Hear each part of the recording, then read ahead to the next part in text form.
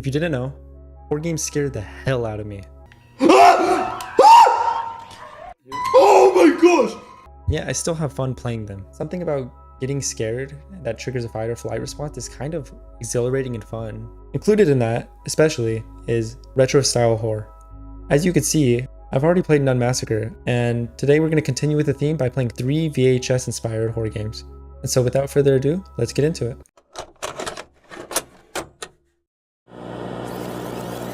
First game on this list is called The Lancaster Exam. This game kind of served as a training tape for new hires into this program that was trying to take out entities that were roaming the earth. Entities who possess human characteristics are the most violent, deceptive, and are the greatest threat to public security. It is imperative that agents have the skills to not only detect potential threats but fast. The first task wanted me to look at these pictures and click all the faces that I seen. At first, it started out really normal and kind of chill, but then it started getting creepy pretty fast. Ew, what the hell? Oh, these are getting weirder as we go. Peace. Oh, I'm getting less time. So I know what you're probably saying right now is, oh, that was an easy jump scare. Like, how did you not see that coming? But what you gotta understand is I literally sat there for 5 minutes clicking faces on these pictures before that popped up. So this jump scare scared the hell out of me. Holy crap, that scared me. Oh my gosh. Module 2 needed me to look at pictures and identify if something in the picture was a threat or not. Nice little teddy bear, he's so cute.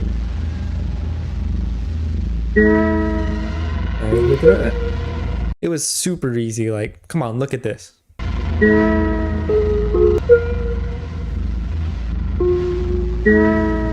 Oh, that's a straight serial killer right there. Module 3 asked me to follow the CERT protocol. If running is futile, agents should terminate themselves. They then decided that they needed to show me an example of someone who didn't follow this protocol, and this was pretty creepy if I'm going to be honest. Ooh, I don't like that.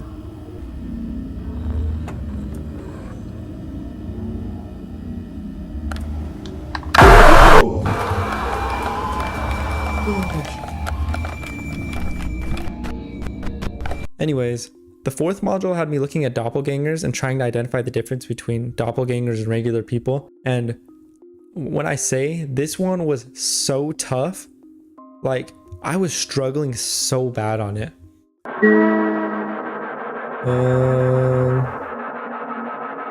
Blue skin? What? They all look the same. Look at the test they were giving me. Can you tell the difference between this? These are hard to tell. Why are the eyes blue? What? Why was there color?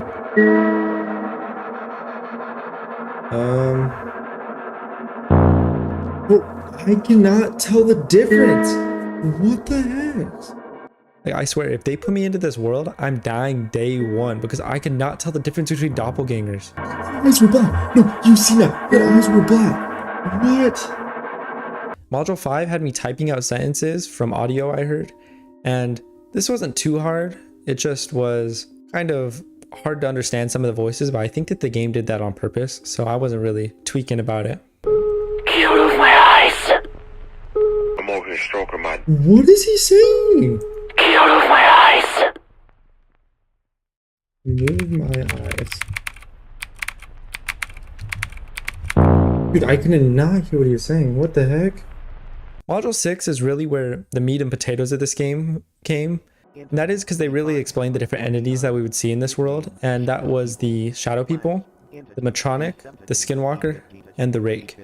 And all of these are fine. They're all pretty creepy, but Matronic just seems so out of place. Like, why is Freddy Fazbear out here killing people at such a high rate? Like, that doesn't make any sense. After all of that, I took the comprehensive exam and it was pretty easy. I just had to go through and it basically mixed all the modules together into a final test. And I ended up passing it pretty simply. It was pretty boring, to be honest, and a little too long in my opinion. So smart. The final cutscene absolutely destroyed my face cam. Like, And I'm telling you, it took me like 2 minutes just to get my face cam back onto the stream. And I don't know why.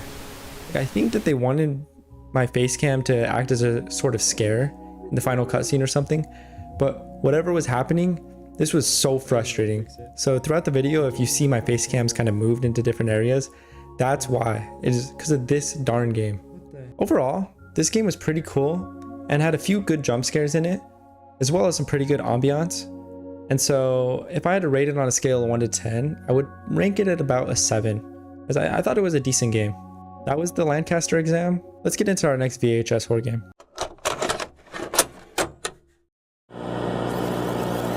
The next game I'm going to be playing was called Uh-Oh. Uh-Oh was a dreamlike experience that took us through a desolate world that was just completely empty. What the heck? The aesthetic and feeling of isolation in this place gave this game a very unique feeling of a world that was gleaming with life in the past, but now was just completely empty and desolate. Oh my gosh, this is super cool.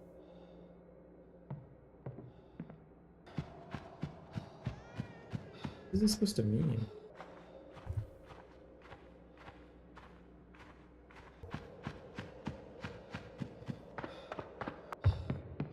Where are we at with that? Oh, heck no. What is this? I found a weird ship-like vehicle that took me to a lower part of the world. I guess I'll go down. That's it? And there was like these weird Labubu doll-like things that were scattered around the world, and they would cry like babies until I went to go pick them up, and then they would like spin around, and it was so weird. I had no clue what to think about it. What the heck?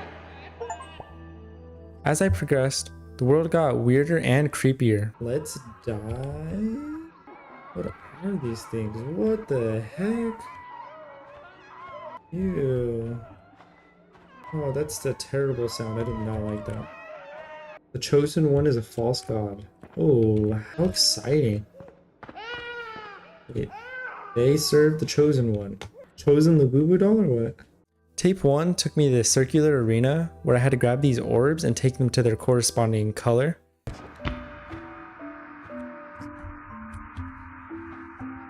This was pretty easy except for the fact that there was this blind giant that was chasing me around. I was told not to run as he would be able to hear me, but he could not see me.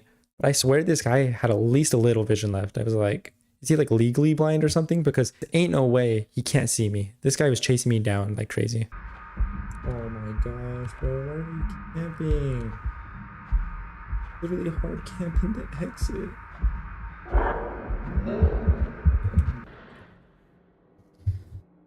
But I needed to grab these orbs and place all of them into their corresponding tube. Oh.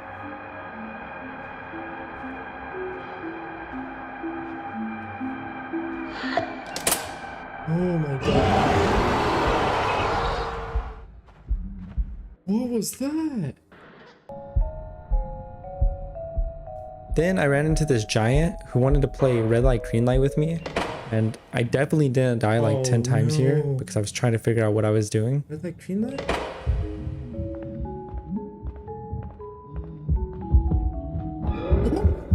Oh. Holy crap. What was that?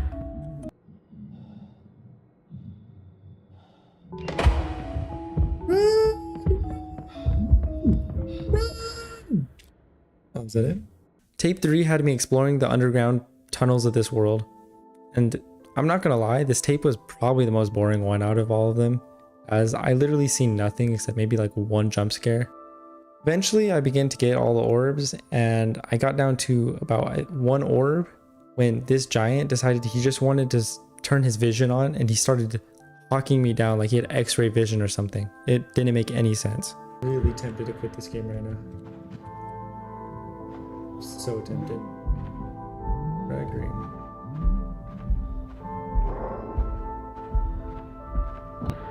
Like, I couldn't even see him, and I would be standing still, and he still would chase me down. And I'm like, I thought you were blind. This doesn't make sense. Alright, I think I'm gonna have to call it there. This is so rage baity. After about an hour of gameplay, I decided I had enough of playing this game, as it was quite boring to be honest. The strong point of this game was definitely its visuals and atmosphere, as it made me feel like I was in a world I shouldn't be in. It executed on that very well. The enemy design and tracking could definitely be improved, as I felt sometimes that they were unfair and they didn't really make sense. I couldn't really get a pattern down on how they were going to track me, if that makes sense. Honestly, this game also was pretty boring, and maybe it's because I have a TikTok zoomer brain, but I just thought that this game didn't have much going on, and it had a really good concept, but it just didn't execute on it very well. Because of that, on a scale of 1 to 10, I would give this game about a 5. Let's move on to the next game.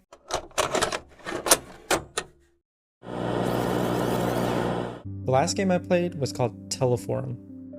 This game followed around 2 news reporters who were going to interview this widow. Apparently, her husband had committed suicide the day prior on live television, so that was kind of crazy to be honest. Ooh, it's like a point and click game. Ooh, that's pretty cool. Before he died though, apparently her husband was obsessed with this VHS tape that was given to him, and he would never ever let her view it, but every time he watched it, he would act a little strange, a little odd about it. My God. I knew it. Ever since he got that damn tape.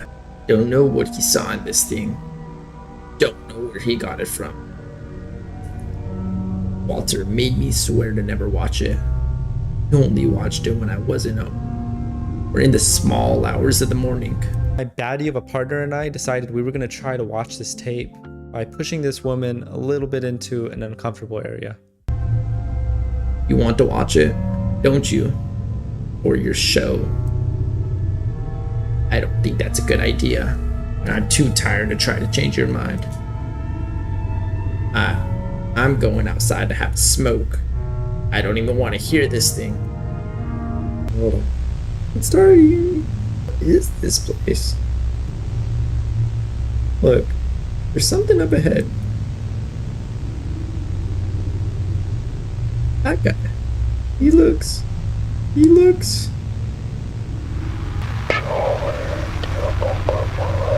I'll turn up the volume one more time.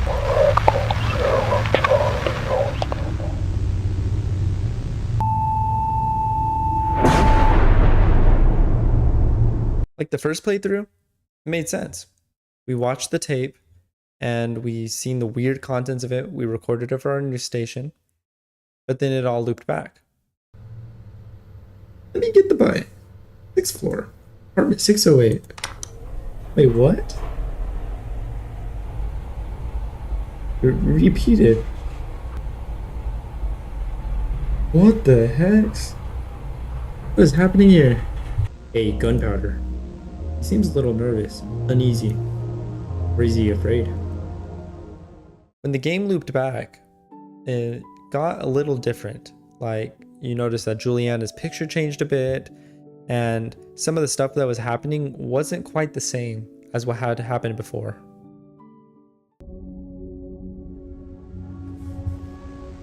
Something about this TV set gives me the creeps. Oh, that's true. The cameraman never dies, you're right. So everyone else is gonna die though. So we went through and we conducted the interview the second time, but when the time loop happened again, everything was different. Like, everything. I need to reach the apartment. The game had begun to ask me questions almost as if it didn't know what was supposed to be happening. Which apartment? 608? Yes. That was it. What I saw in it. It was almost like I was stuck in a time loop that was subjected to this VHS, and this VHS didn't know exactly what was happening in this time loop. What does that mean? What do any of these mean? I'm so confused. To be honest, I had absolutely no clue what was happening right now. If I had to guess, I would say the main camera person was stuck in a time loop, but I couldn't really tell you any more about it because I was super lost. I need to see what's in there. What the heck?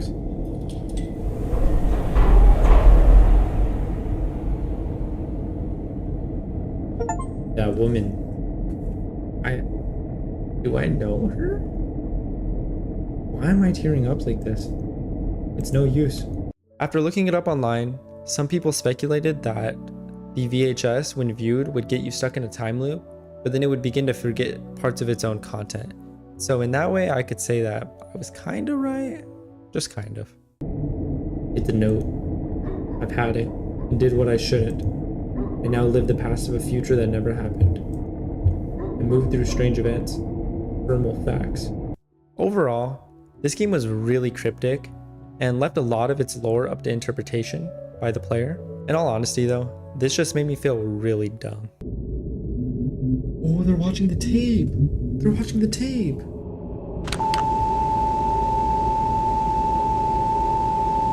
I would rate this game a 7 out of 10 because while it had a good art style and I like the point and click nature of it, I was just so confused throughout the whole game, and I think that it didn't explain enough and kind of made you have to guess a lot of parts of it. Thank you guys for watching all the way through, and if you guys have any games that you want me to play in the comment section, please let me know. And if you haven't subscribed down below, please do that and leave a like as well. Thanks for watching.